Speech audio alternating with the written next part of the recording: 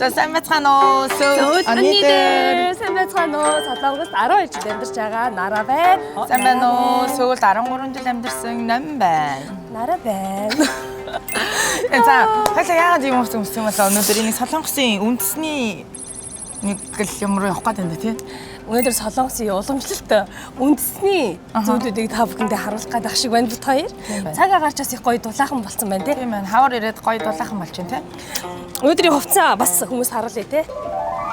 За 오나라 대장금. Тийм байна. Тэн дээр гардаг юм шиг. Я 어떻게 해야 돼?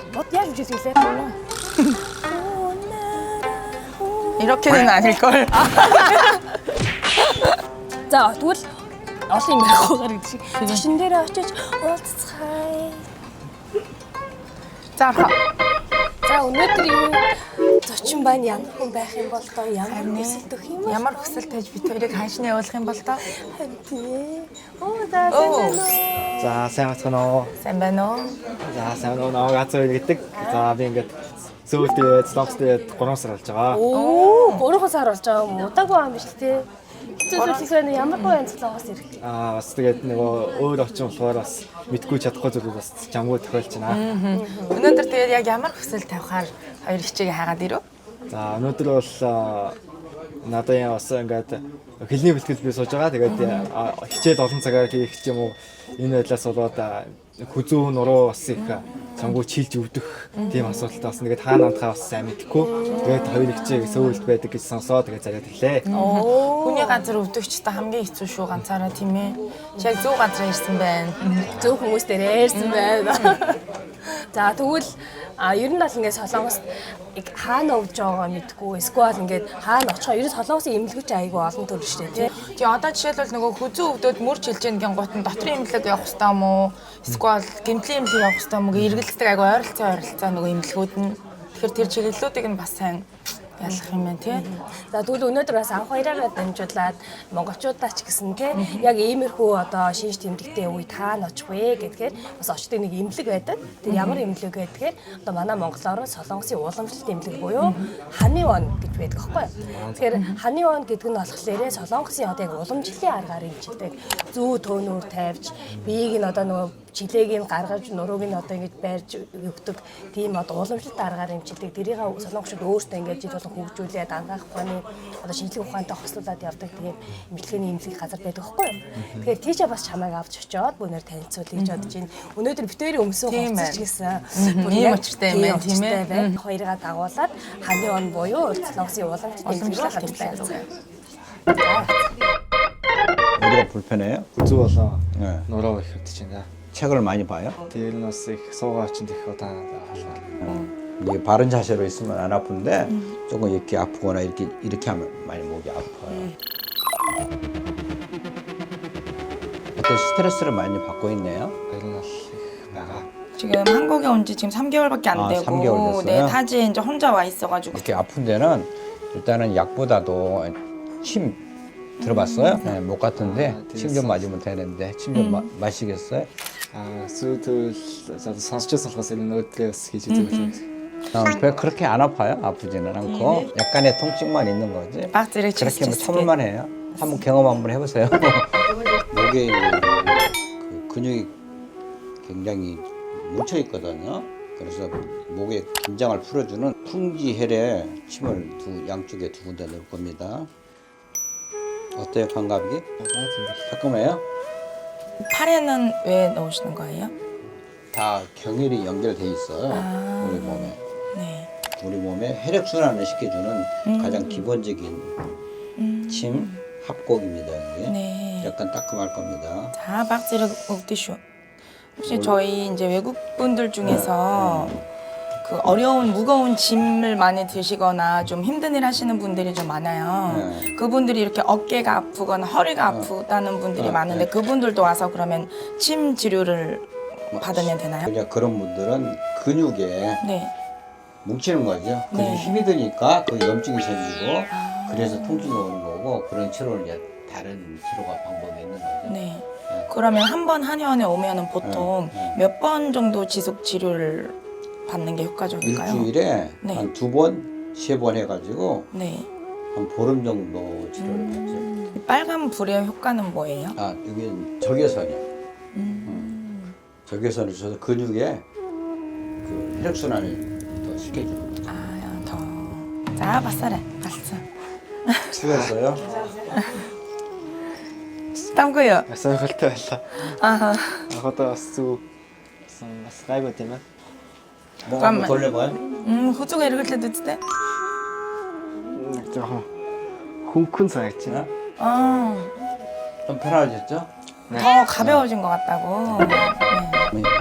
이름이 어떻게 돼요? 전노민이요. 전노민. 아, 그냥 노민이요. 노민. 저는 노민입니다. 뭐 크게 뭐 불편한 게 있어요? 이제 허리가 많이 아프고요. 저도 가끔 이제 앉았다 일어나면 무릎도 아프기 시작하고. 네. 아직 그런 나이가 아닌데.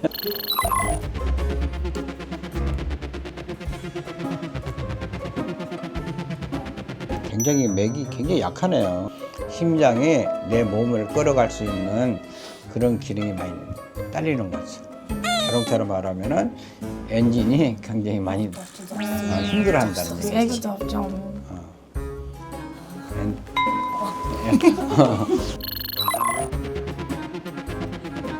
소화도 좀 안 되지 않아요? 맞아요. 가스도 많이 차고 네, 그래요. 소화 기능. 소화 기능이 안 좋으면은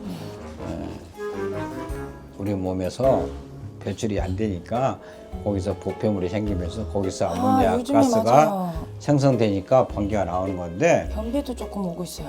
약간의 하여튼 위에서부터 장에 네. 그런 기능들이 많이 떨어져 있어요. 가장 문제는 이제 겉으로 나타나는 증상은 허리, 요통이고 요통이 오면은 이제 그 여러 가지가 문제가 있죠. 그럼 이런 경우에는 어떤 진료를 해요, 한의원에서는?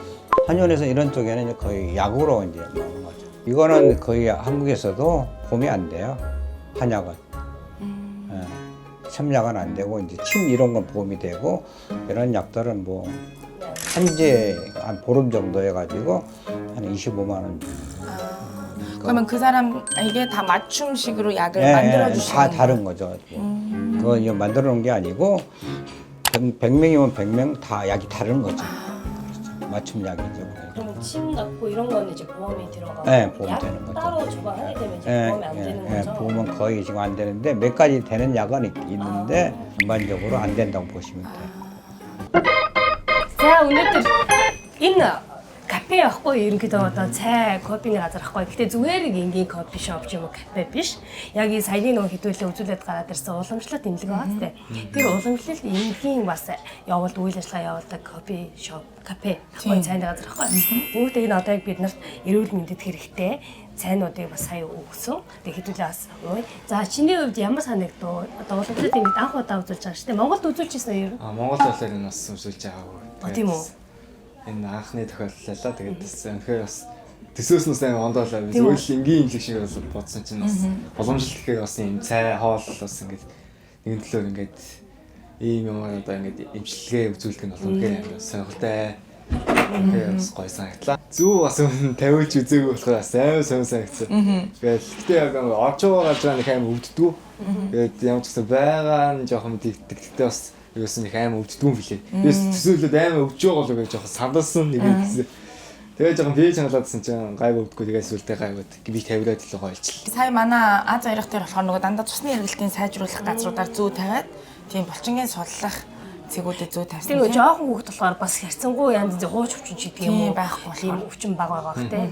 Чи зүгээр л хөдөлгөөнтэй л байх заяа. Айгу ингээд цэг суусан. Одоо суухтаа ч гэсэн ингээд нуруугаа дандаа тэгшгэн. Хичээл хийгээд дандаа ингээд суугаад компьютер тоглоо уцаа ингээд ухаар ингээд авах угаасаа өвдөн штэ. Энд ч бас тэгжсэн тий. Тэгээ би өмнө бас уламжлалын эмнэлгүүдэд нэлээд явчихсан байхгүй Солонгосын тэгээд ер нь бол орчин газрууд нь нэлээд өөр үзлийнх нь бас арга барил нь ч гэсэн нэлээд өөр юм байхгүй.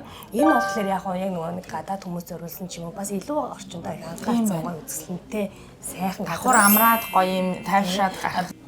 Бас одоо над шиг одоо ингээд яхаа мэдгүй байгаа бас ингээд вин бас ингээд баг зэгээ ч юм уу зэгээ бас ингээд өвддөг юм хөө өвдөд бас Солонгост их сууж байгаа байх гэж бодож байна. Тэгээд хоёр ихчтэй бас ингээд нэлэнд нь ингээд ийм хэрэгтэй бичлэг хийж ийм хөө газрууд өсөлтөж байгаад маш их баярлалаа. Баярлалаа. Чамсан сөүлийн ихнэрээ зориод бас төсөл гаргаад ирсэн баярлалаа.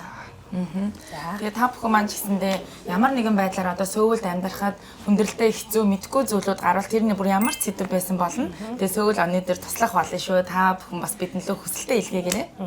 Бас одоо өөрийнхөө сонирхож байгаа хамт туршиж үзмээр байгаа зүйлүүд гэж болно шүү дээ. Ганцаараа болохоор бас байж болно. Ямар санагдаж байгаа хэрнээ ганцаараа явж амжихгүй байгаа ч юм уу эсвэл нэг үдгч үзмээр санагдаад байгаа хэрнээ бас ганцаараа болохоор үзэж чадахгүй байгаа зүйлүүд байгаа бол эхнэр бол байгаа шүү тий.